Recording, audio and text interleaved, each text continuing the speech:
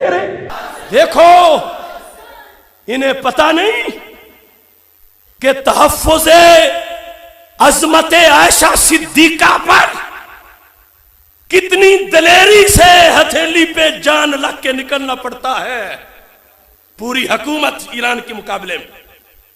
انہیں پتا نہیں کہ گنبد خضرا کی حفاظت کے لیے کس غیرت کے ساتھ نکلنا پڑتا ہے.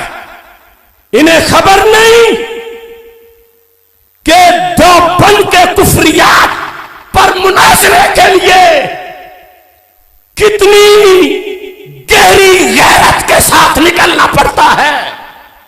یہ لونڈے یہ سمجھتے ہیں غیرت کسی نے 2 دھرنے دے دیے 2 ریلیاں نکال لی.